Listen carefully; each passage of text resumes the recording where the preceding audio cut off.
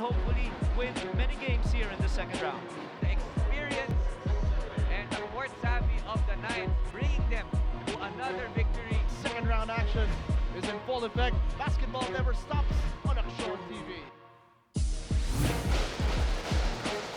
Coming to you live from inside the San Juan Arena. Magandang gabi po sa inyo lahat, and we have another fantastic NCAA matchup between the Lyceum of the Philippines, of course, being led by that man Shane Ko, as he takes on the LETRAN Knights na nasa pinakatuktok po ng ating standings, and of course Mark Cruz leading the way for his LETRAN Knights. Coming to you live on Action TV, it is LPU against LETRAN, 3-7.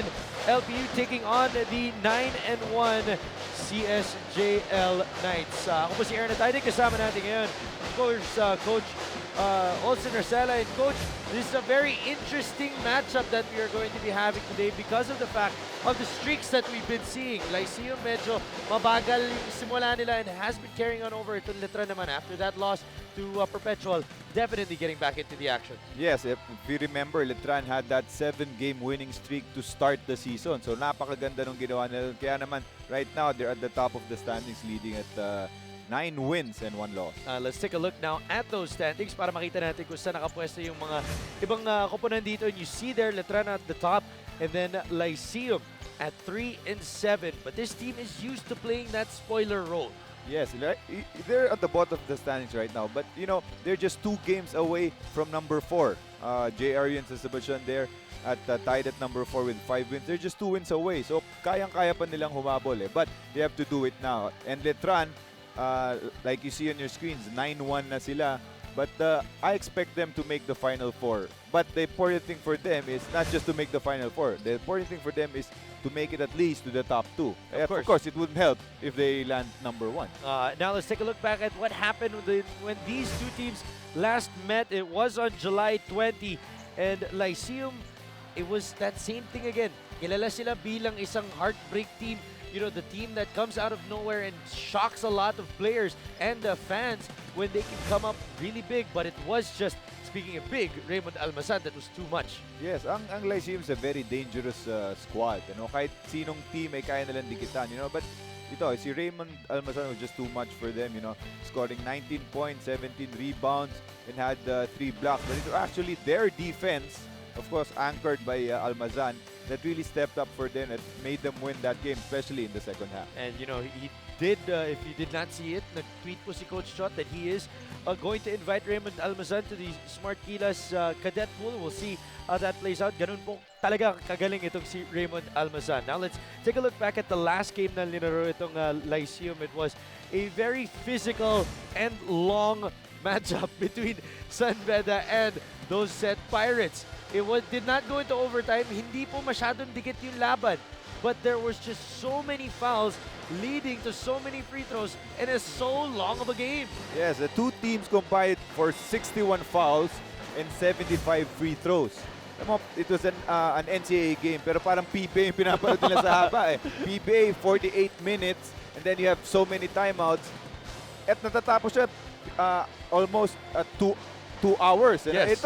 Itong game na to, umabot ng 2.5 hours. Na walang overtime. Na walang overtime. It was just all within 40 minutes of basketball, but it took 2.5 hours to sort everything out. Now let's switch sides to the other team, and we're going to talk about LETRAN right now, and it has been all about the different players from LETRAN picking up the slack when needed. Kung hindi si Mark Cruz, it is Raymond Almazan. Kung hindi po si Raymond Almazan, it is also Kevin Racal, and that's why they have been winning again. They have been on a roll, and it looks like they can continue to do so here today.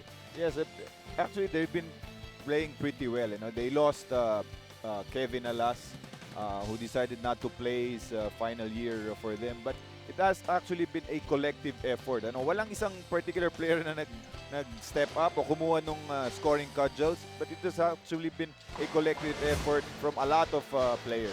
And you know, when you see that, the media themselves have also taken notice to this, and that's why nakatatlong best players of the week itong CSJL because of so many other players picking up the slack. Mark Cruz won it July 30. Itong naman the last 2 weeks have been ruled by a night as Raymond Almazan took it on August 27 at si Kevin Racal was our recent one. Yan, ito yung rason ko ba't hindi masyado nila nami-miss si Kevin As because of these three players. You know, Mark Cruz, the point guard, but a very high-scoring point guard at that. You know, you have Raymond Almazan anchoring their defense, but of course, who can score also inside, and of course, Kevin Racal, do-it-all guy for the LETRAN Knights. All right, now that we talked about what happened in the past, let's look forward to this one. It is Lyceum taking on LETRAN. Power forward, number 13, assist by Cal Imbobico. Center, number 15, Joseph Ambohot. Off guard, number 19, Tirso Les Moras. And at point guard, number 17, Shane Cole. The head coach of the Pirates is Bonnie Tan. And now, starting for the league-leading Colegio de San Juan de Letran Knights. At power forward, number 15, Shamil Gabawan. Forward, number 16, Kevin Racal. Center, number 18, Ray Publico. Off guard, number 14, Kevin Buenaflor. And at point guard, number 9, Mark Cruz. The officials, the head coach of the Knights is Caloy Garcia. It is Coach Caloy Garcia taking on Coach Bonnie Tan at ito po ang ating 10 manlalaro na magsisimula natin laban. It is Les Morasco, Ambohot, Francisco Mbumico taking on Cruz, Buenaflor, Gabawan, Racal, and ang Republika ng LETRAN na si Ray Publico.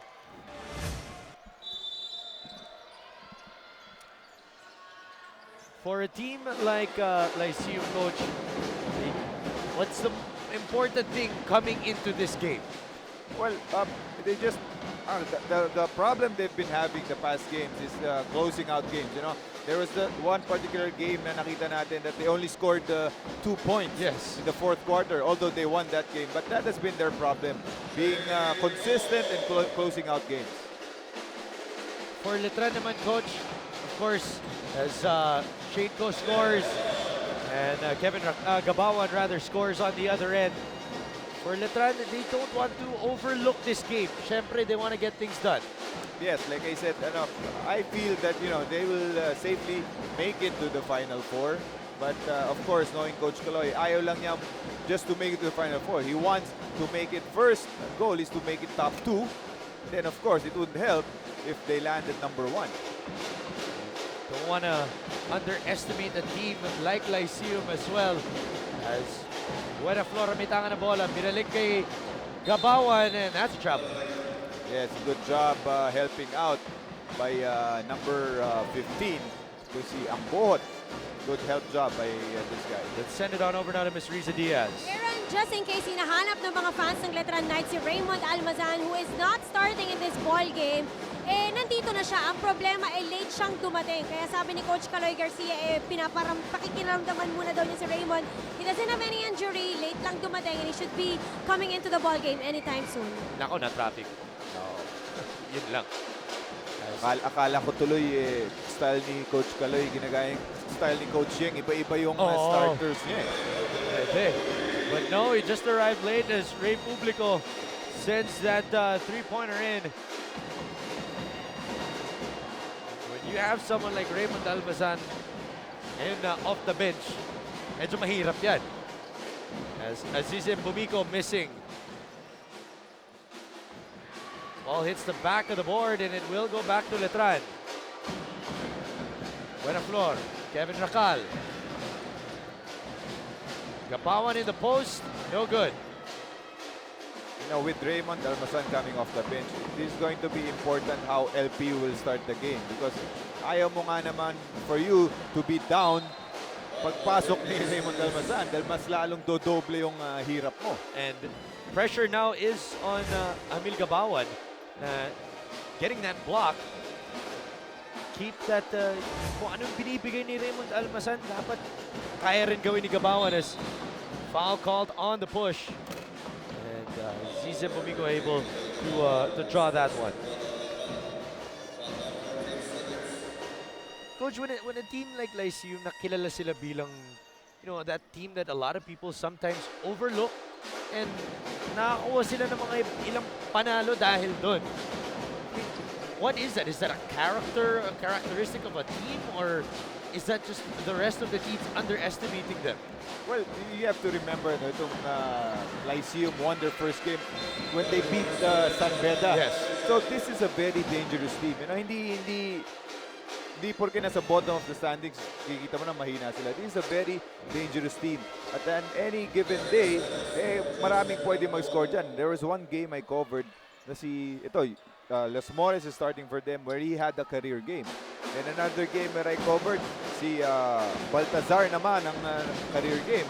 So they have weapons na kayang pumutok at any given day. So delikado itong LPU at LETRAN cannot take this team lightly. And checking into the game, first substitution is John Azores. I think superhero na yata siya eh. Kompleto yung headband, yung goggles. Kulang na lang yata yung cape. It's for his eyes. He had stitches in his eye. Wow. So, superhero nga. Gabawan now with it. The ball will remain with LETRAN. Mark Cruz in the post. Can't say that very often, pero kontra kay Las Moras, bakit hindi? Mintis nga lang. And I think that's one of the reasons kung bakit nagsa-start to si Las Moras ngayon. Para bantayan ito si Mark Cruz dahil alam ni Coach Bonitan kung gaano ka-importante si Mark Cruz sa LETRAN team. We said it before, there are a lot of applicants para sa Minions United dito sa NCAA. Mark Cruz and joining him is Tirso Las Moras, also applying for the Minions draft. Oh, grabe yung Minch, pumoposte nga kanina, di ba? Pwedeng sentro ni Miko Halilian as Gabawan as that ball stripped away. Francisco to Shane Ko. Teardrop. No. And Kevin Racal with the rebound.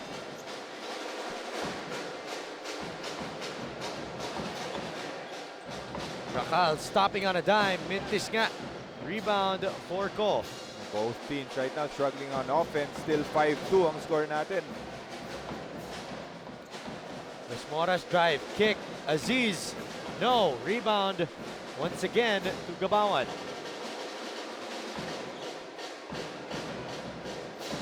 Cruz, yes. And Coach Bonitan not liking how his offense is going right now as LETRAN have the biggest lead of the game at 7-2.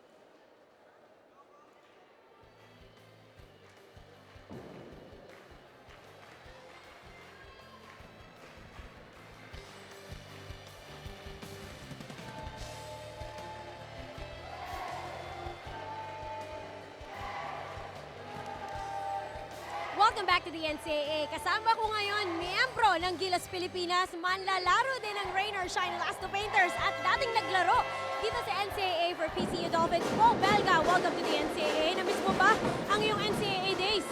Oo, namiss ko yung yung college game, yung takbuhan.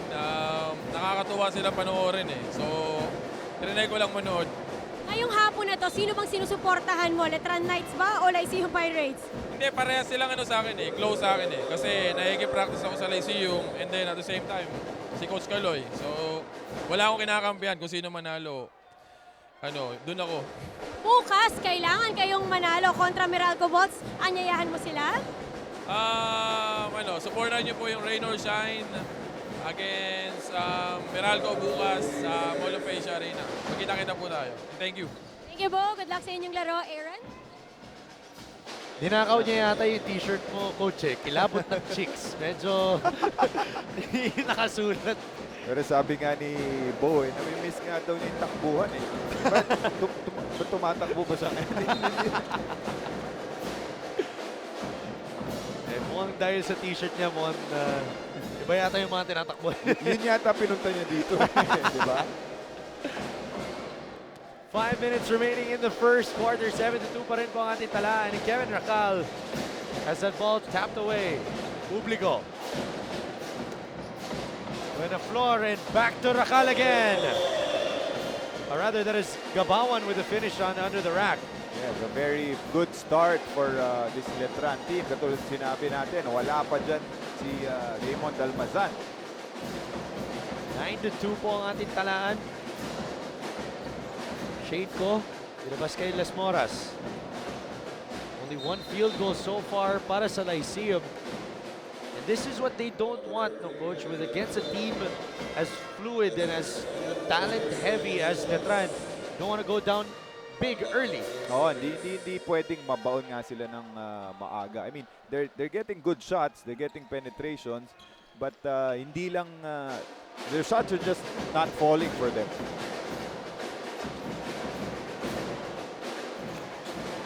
Rebound to Azores.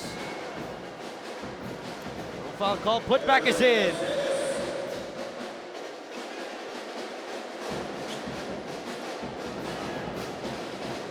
Gabawan all the way, and that is an offensive foul. Not what Coach Kaloy Garcia would have wanted from his big man. Yes, good defensive effort by Bomico stepping in and getting that offensive foul. Masakit yun. Oo. Hindi kaliitan tao po si Amil Gabawan. As Reynam Batak also checking into the game now. Aziz is fouled, and that is another offensive foul. This time it is Taladua who is called with it. Let's take a look at that again. Yep. Gabawan able to bring back that turnover para sa kanyang koponan. Rakal amintangan ng bola. Rakal, free throw line. Has to send that one back out. Nambatak driving all the way. Another offensive foul. Amil Gabawan called for it again. Kaya 3 straight times, puro offensive foul at tinawagan for both teams. Let's take a look at it again. You know, yeah, sometimes, minsan magreklamo ang player dahil sasabihin niya, he was just trying to seal. No, but alam ng mga referees ko ng intention dun eh. Dahil talagang clear na clear, dire-diretso nga naman si Ray ng Batak to the basket because of that screen. Dexter Zamora off the glass and in.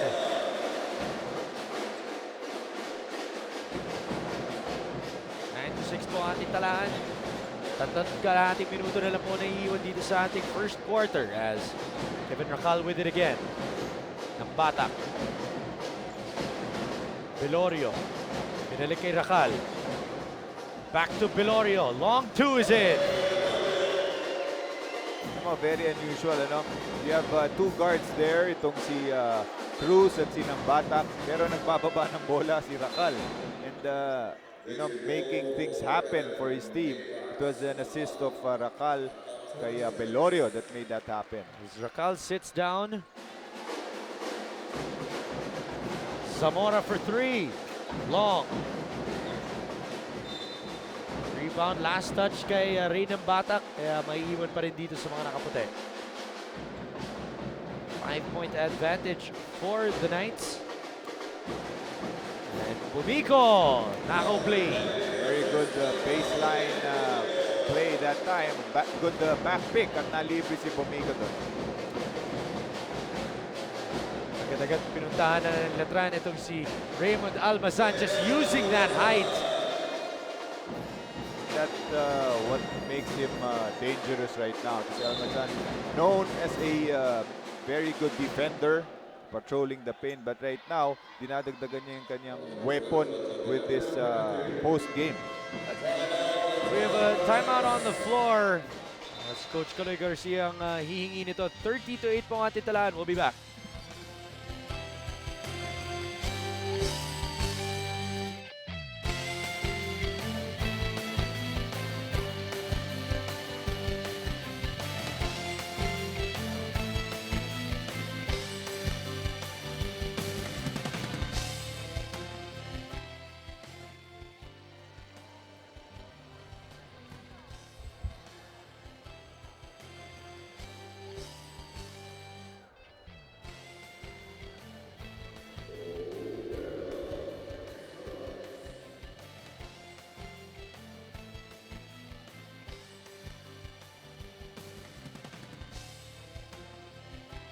Mula sa San Juan Arena, nagbabalik po ang inyong NCAA. Ang sabi ni Coach Bonitan, itong si Dexter Zamora may katigasan ang ulo dahil daw kahit masakit pa ang kanyang left ankle which was injured in their last game, ayaw daw pumayag na magpapahinga siya in this game versus the Letran Knights. Ang sabi ni Dexter, malayo to sa bituka and he will play through pain because he wants to play for his team. Aaron? Thank you, Riza. Coach, malamang, you've played through a lot of injuries. Some point, sabihin mo talaga na, hindi, sige, laban lang. Oo, lalo na alam niya na kailangan siya ng team niya ngayon. Ano?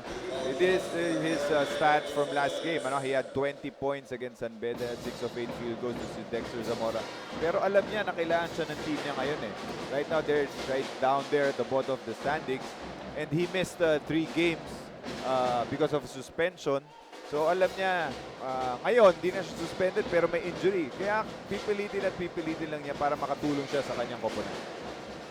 Almazan has that ball taken away by Bomiko. Aziz sidestepping Zamora. Baltazar for 3. Got it! Baltazar is in there for those 3-point baskets. Ano? Yan ang ginagawa niya. He will spread the floor for you because of his outside shoot. Virtual 4-point play dun sa huling possession ng Lyceum. This lead is now down to 1. Jonathan Bilorio may tangan ng bola. Kasama niya ng Batak, Almazan, Cruz, and Po. Cruz, ibigay kay Bilorio. Long two is in again. Wow, step back shot from almost the 3-point area na yun for Bilorio. Zamora driving against ng Batak. Fouled. And that'll mean more free throws for Letran. This Lyceum team is a very good free throw shooting team. Tingnan natin ulit yung galaw. Just a toe on the line, Jonathan Bilorio. Step back 3, ano? With the foot on the line. Very impressive, Bilorio. The best ko sinubukan yan, never ganun yung itsura, coach eh. As Zamora makes his first. And that last game out, yun nga po, kontra sa San Beda, 20 points, 5 of 8 shooting. He did have 4 turnovers, but he also was injured. So Zamora missing on the second free throw attempt. Dalawa pong abante ng Letran. Po. Has that ball tapped away. And it is 14 on the 24. At maiiwan pa rin dito sa mga Letran Knights. Po to inbound. Bilorio kicking it out. Cruz for 3. Got it! Hey, it's going to be hard to stop itong Letran team, ano? Pag ganyan kaganda yung outside shooting nila. Because at any given time, pwede sila pumunta kay Almazan underneath. Pero ngayon, because of the outside shooting, mahihirapan nilang mabantayan itong Letran. Long two is missed there by John Azores. Ng Batak ang mitangan ng bola ngayon. Ng Batak, offensive foul. That's the 4th offensive foul that we've seen in this first quarter. Medyo out of control si Ray ng Batak doon. You can see, tagal nang nandun sa paint itong LPU player. Dito si Ray forces his way, kaya natawagan siya ng offensive foul. As Luib will come in para kay Ray ng Batak. Batak started the season a house on fire. He has slowed down a bit. And for that Spitfire rookie, Azores off the glass and in.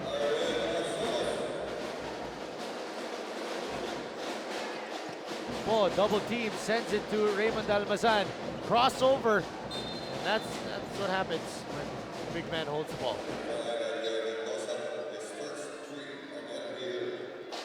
Foul is called though. The baseline inbound for LETRAN. Pause the trigger man. Mark Cruz, recipient. Short.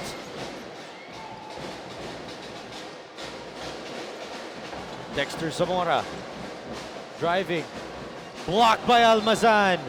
Yun ang strength talaga nitong si Almazan. Anchoring the interior defense, getting that block shot. Raymond Almazan with 3 blocks the last game out. He does average 2.3, but couldn't stop that one as Baltazar brings the lead back down to 1. Eh, sinasabi natin kung gaano ka-dangerous itong LPU. Kanina they were down, pero ito nakakabalik sila dahan-dahan, nakakabalik sila. And right now, they're just down by 1 point. Biggest lead of the game was 7. Ngayon, piso na lang.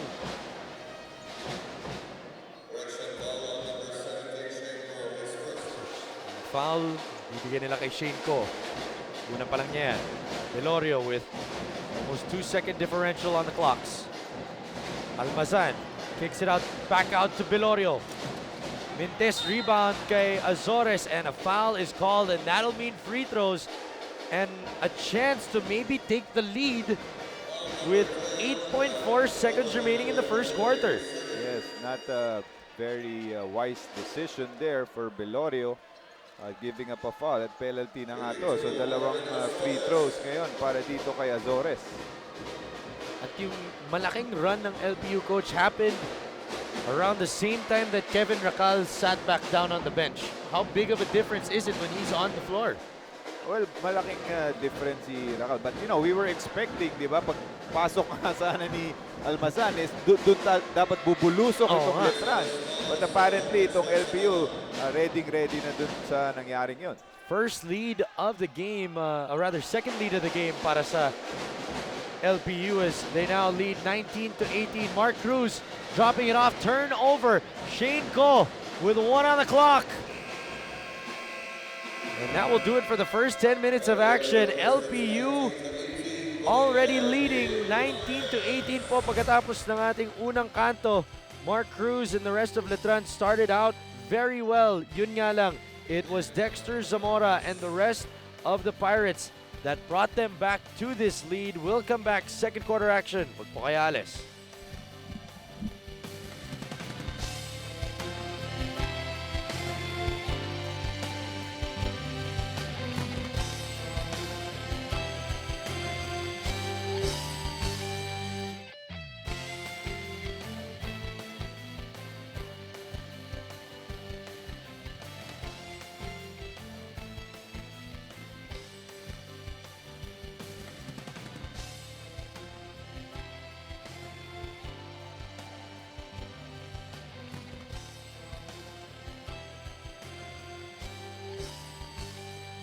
Welcome back to the NCAA. Paano nga ba napipili ang NCAA Press Corps Player of the Week? I was talking to the members of the NCAA Press Corps earlier. At ang sabi nga nila, they base it of course on the performance of the players from their games on Saturday, Thursday, and on Monday. Kaya every Tuesday, pinararangalan ang pinakamagaling. Named thus the NCAA Press Corps Player of the Week. In the past 3 weeks, it's all been the Knights' pride. Sinimulan niya ni Mark Cruz, followed by Raymond Almazan, and of course, very recently, it was Kevin Racal that bagged off the NCAA Press Corps Player of the Week. Aaron? Thanks for that report. Clarification para malaman ng mga fans ng NCAA. Also, it's the same with the PBA as well. You see there, Mark Cruz, Kevin Racal, and Raymond Almazan all taking home Best Player of the Week awards sometime in this season. Three-pointer is long para kay Nambatak. Yun nga lang, masyado malakas din po yung putback ni Almazan. Here come Lyceum as they're with Mendoza, Ko, Azores, Baltazar and Dexter Zamora. Baltazar for three, no. Rebound para kay Jonathan Belorio. Yes, good ball rotation for LPU. Di lang nila na-shoot yung three-pointer doon. Almazan in the post, kontra kay Mendoza. Missing, and Azores with another rebound. Zamora for three. Yes! And that's how these LPU Pirates play. They will get to the paint, create a lot of opportunities because of their dribble penetration. It's very important para dito sa LETRAN Knights na ma-contain nila ang kanilang binabantayan. Dahil once na nakaabot sa paint itong LPU Pirates, ang dami-dami na nilang options. Dexter Zamora, there were questions kung mga ilang percent siya papasok dito sa ating laban. He might not be 100%, but he's looking pretty close to it with 8 points now in this game. Luib, hinihingi ulit ni Raymond Almazan sa poste, nakuha na rin niya. Teardrop is good. Just makes it look so easy in the post. Yeah, yes. Improved a lot on those post moves, Kala mo, malakas lang sa kanan, but that time he went to his left. Ko. Can't get around his defender. Nambatak with the strip there. Babalik na naman sa Lyceum as Kevin Racal will check back in.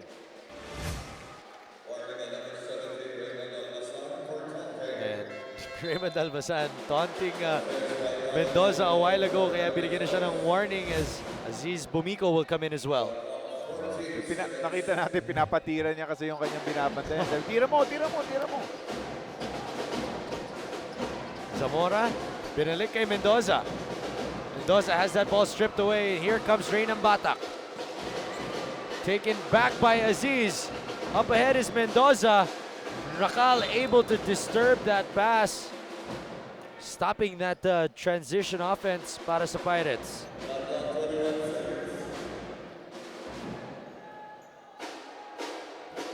Goes the trigger man, gets it out to Mendoza. Pull-up jumper, yes! Yun, pinapatira ni Almazan tumira tuloy.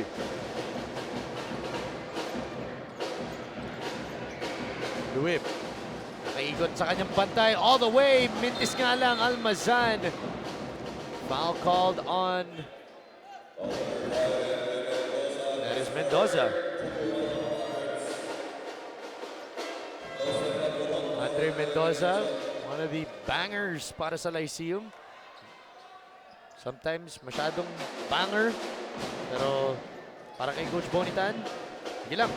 Oo, ngayon 3 fouls sa sobrang bangga.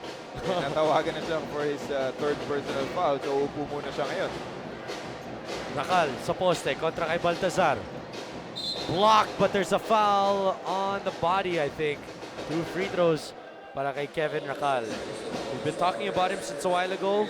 His last game out, 23 points, 10 rebounds. Pero one thing overlooked, Coach, 5 assists din para sa kanyang kupunan. Yeah, kaya sinabi natin, this is the do-it-all guy for Coach Kaloy Garcia. Kanina nakita natin, he was bringing down the ball. Kahit na nandun si Mark Cruz at si Reynam Batak sa game, siya yung nagdadala ng bola. Ngayon naman nakita natin another facet of his game. Poste naman ang nakita natin kay Kevin Racal. A lot of PBA teams are very interested. I mean, they're watching Kevin Racal. He has the size, he has the speed, the versatility. We'll see. There's Baltazar for 3. Short rebound to Letran. Here comes Racal again. Nambata. Letran will set up their offense. As Roaya gets that jumper to go from the elbow. Balik na sa isa yung lamang ng Lyceum.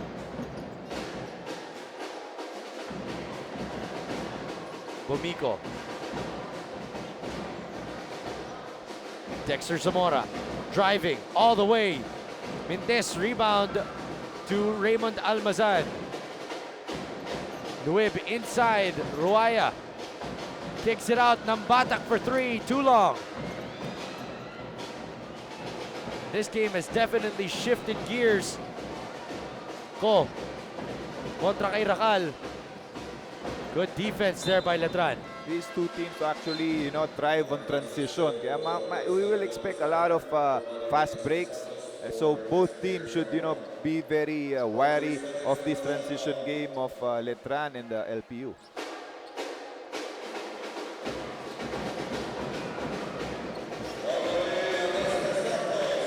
De Casti Santos makes that one, bringing this lead back up to 3. Ruaya. Tinabas kay Luib. Hihingi ni Almazan. Double team. Kicked it out to Rakal for 3. Long. Cole with the rebound.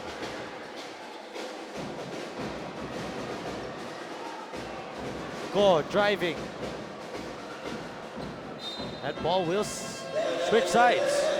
And Coach Caloy Garcia wants to talk things over. Calls a timeout. 26-23 po ang ating talaan. We'll be back.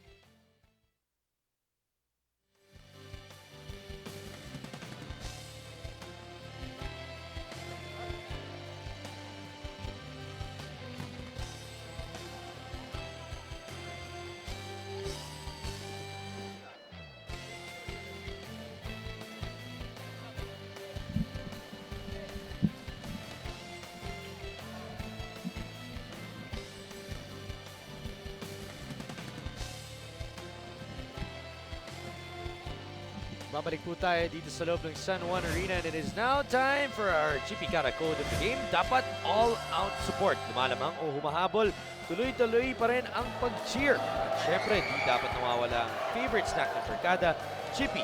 Bonding, Chippy. 26-23 po ang ating score with 5:53 remaining in the first half. LPU with a 3-point lead. Ayan yung t-shirt ni Bo. Diba? Hinihintay ko na sabihin mo, Coach. Of course, Bo Belga, in-interview ni Riza Diaz kanina lamang po dito sa loob ng San Juan Arena. Enjoying this great NCAA action. Francisco gets into Aziz, who's been very quiet so far in this game. And Coach, it hasn't been the Shane Cos or the Aziz and Bomicos, making LPU lead by 3. It's been all the other parts. Yes, maraming actually nagko-contribute dito sa linalaro ng LPU ngayon. Ruaya draws the foul on Bomico.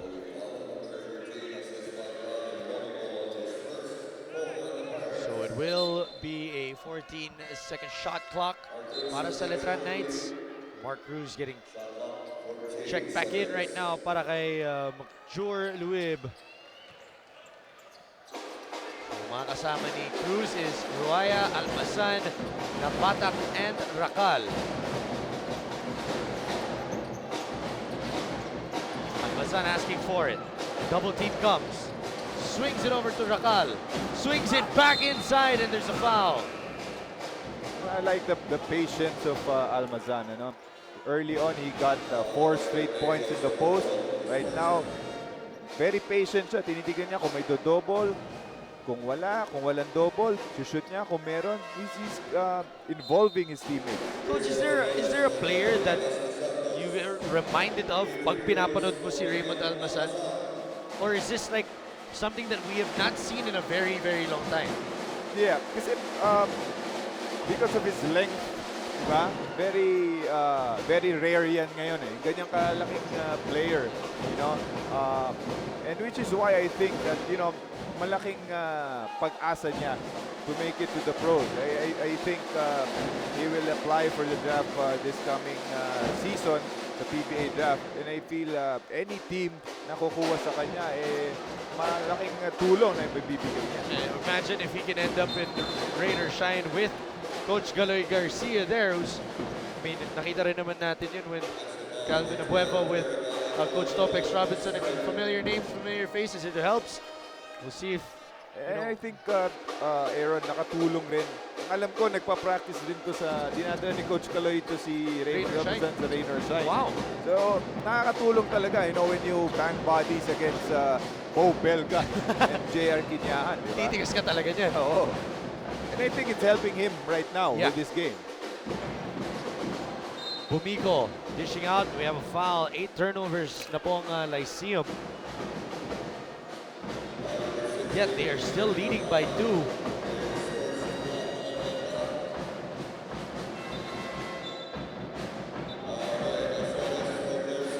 Ladua will be the trigger man. Azores papasok ulit para sa Lyceum. Bumiko.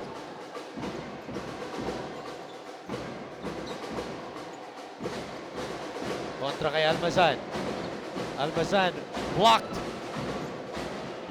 And the shot is long, and Raymond with a rebound.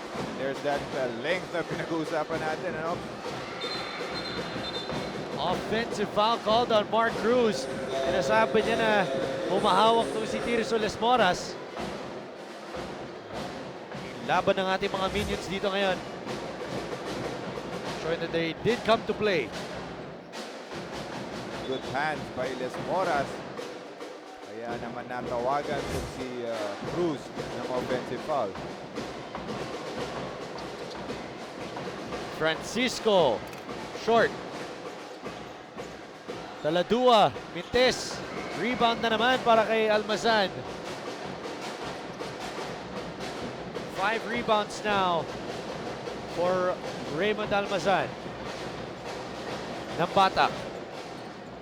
Kicking it out. Racal for 3. Rebound to Azores. Good box out job by Azores there against Almazan. Another squandered transition offense yun para sa Letran. Making sure na pag tumatakbo yung Lyceum, tumatakbo rin sila. Dexter Zamora balik na po sa court. He joins Las Moras, Azores, and Bumiko. Bumiko right there, got it. Then there's that dribble penetration at kick out dito kay Bumiko.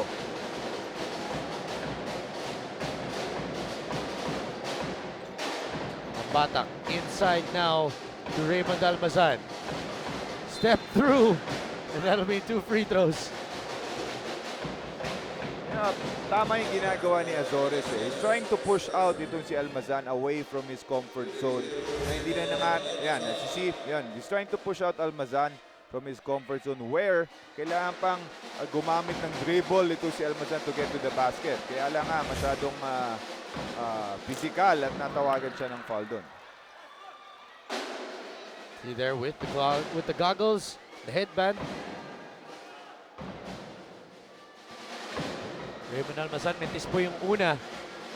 Trying to cut it down to a single possession game. No, missing both. Las Moras, natangan ng bola. Tirso. As that ball stripped away. And there will be a foul called.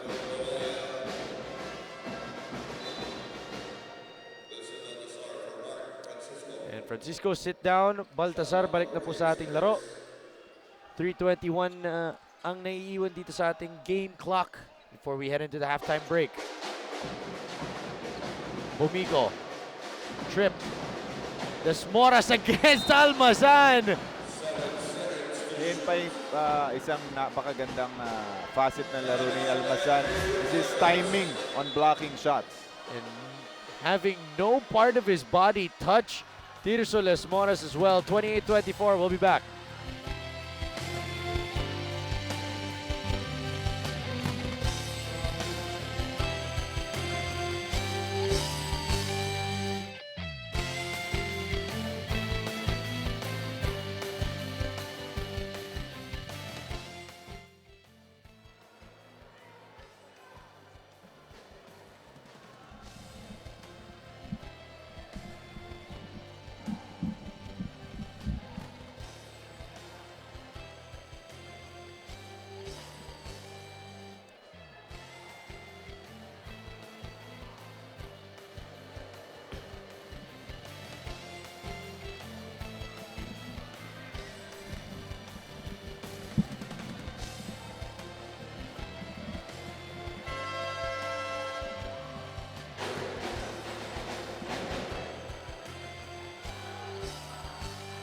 Nagbabalik po tayo dito sa Action TV. 8:24 ang ating talaan dito sa ating second game. But in the first, two streaks came to an end today. Ang 3-game winning streak ng Emilio Aguinaldo College and the 3-game losing streak ng San Sebastian as Joven de la Cruz with a 25-pointer.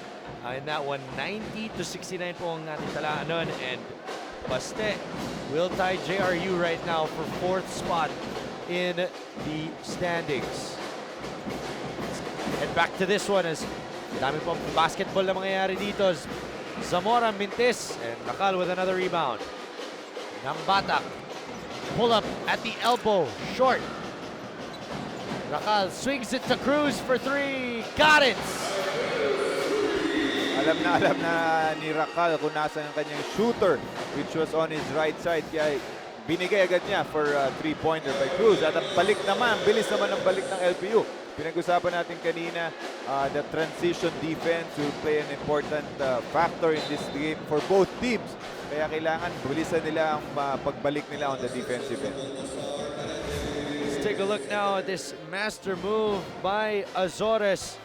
And it is brought to you by Master Facial Wash. Get that oil-free look with the new Master Facial Wash with cooling zero oil that helps control oil for up to 8 hours so you can put your game face on. Hal, pasok yung una. He is a 57% free throw shooter. Gonna make it 2 for 2.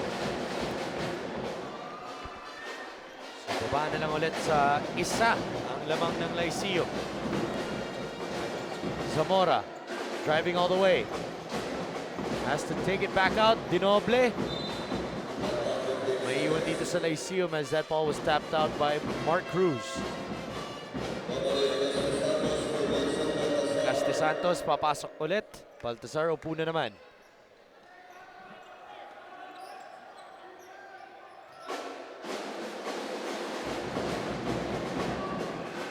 Caste Santos. Kontra kay Kevin Nakal. Turns it over. Here's Almazan. Gets the bump, the hoop, and the harm. And there's that versatility of Raymond Almazan getting that steal, court-to-court drive. Ano? For a big guy, magaling din, marunong din mag-dribble itong taong ito. Gets that bump, using the glass. Raymond Almazan will head to the free throw line for one more. At balik na naman po yung kalamangan sa Letran. 3-point play completed. Dalawa po na ang abante ng Knights. Zamora to Bumico. Driving, dishing, ball rotation. Zamora 3, no. Rebound to Ruaya. And here comes Letran running again. Mark Cruz dishes it out. Almazan in the post. Takes it back out. Nambatak, free throw line is short. Bumico could not get the 3-point play opportunity, pero dalawang free throws yan para sa kanya. I think that's one of the advantage of LPU. Alam nila na hindi ganun kabilisan itong si Raymond Almazan bumaba. Kaya they're trying to do it in transition. So right now, ito, dalawang free throws para kay Bumico. 63% free throw shooter po si Aziz. 10.8 points per game. 4 points, I believe, on for today's game. Hoping to make it 6. Short on the first. Nabati yata, sorry. 100 ticks remaining in this first half.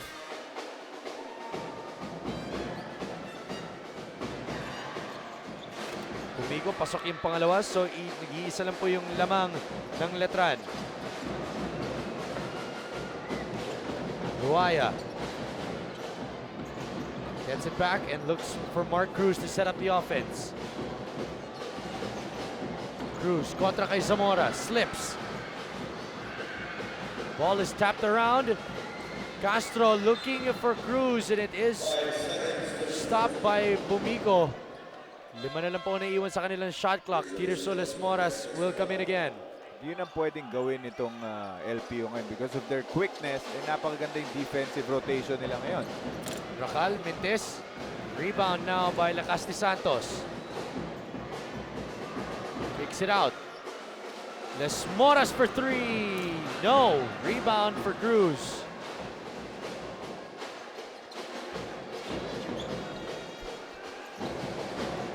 Almazan kontra kay Azores. Has to use all of his might. Uses the glass and gets the 2. Again, he goes to his left. Kitang-kita niya yung sarado yung kanyang kanang bahagi. Kaya pumunta siya sa kaliwa for that 2 points. It looks like si Aziz Bumigo binigyan ng Sigo yata na present galing kay Raymond Almazan, if I'm not mistaken. Who is this coming from? I think it's shoulder. Balikan ni Almazan at tumama dun sa big nito si Bumigo. Bumigo dishes it out. Zamora wide open. Can't get it in. Offensive rebound though for Lyceum.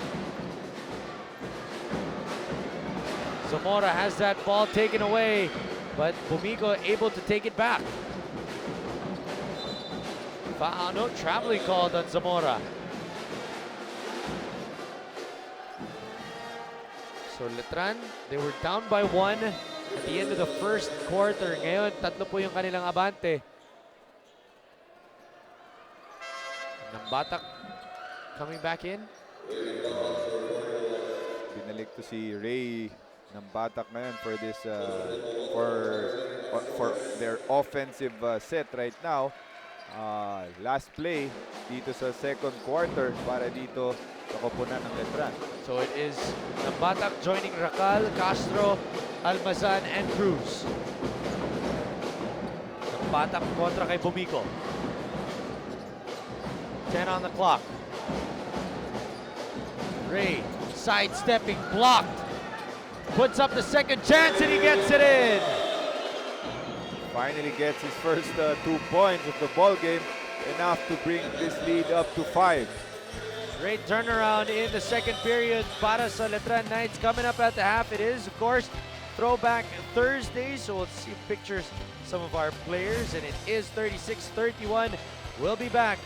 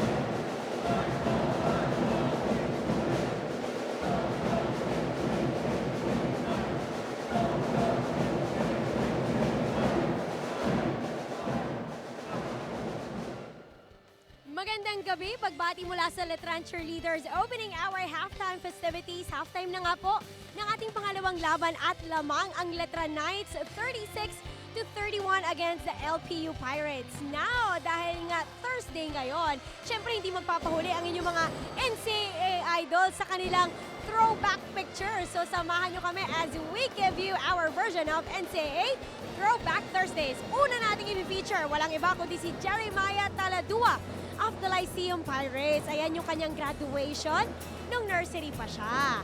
Next naman, ito hulaan nyo kung sino.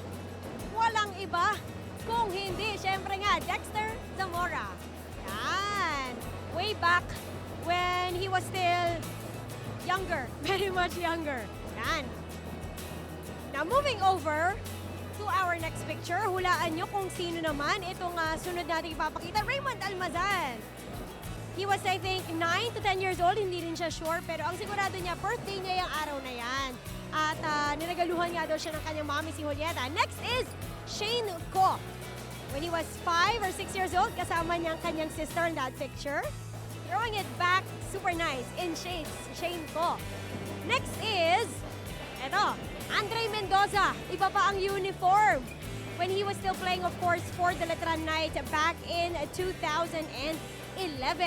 At syempre, hindi makukumpleto ang ating Throwback Thursday without featuring none other than Coach Kaloy Garcia. Bago nga siya nag-basketball, naglaro pala itong si Coach Kaloy for the football team of Colegio San Agustin. And that was, of course, very nice compilation of the younger years of your NCAA idols here at NCAA Throwback Thursday. Sana nagustuhan niyo po.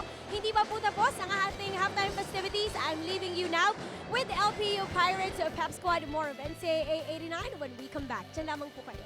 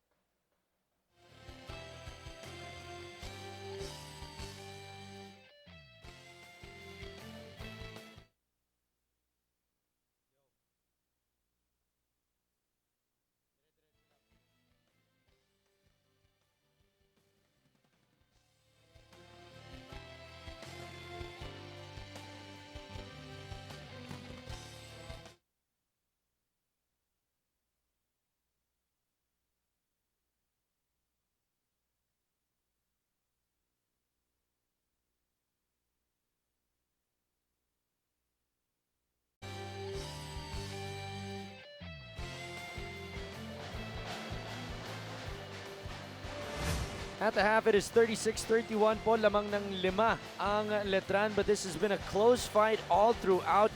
Aaron at Coach Olsen Arcela po ang inyong kasama. And Coach, I mean, it was that late surge galing sa Knights that kept them back in this game and gave them the lead. But how has Lyceum stayed with them all throughout? Well, it's been because of their defense and their dribble penetration. No, magandang dinidepensa ng LPU ngayon. But you know, LETRAN, a quick start for them. LPU nakabalik, but LETRAN able to close out the second quarter well, kaya lamang sila ngayon 36-31. Let's take a look at the highlights of the action from the first 20 minutes of basketball dito sa ating laban. It has been nip and tuck all throughout. Lalamangin Lyceum, babalikin LETRAN, lalamangin LETRAN, babalik naman yung Lyceum.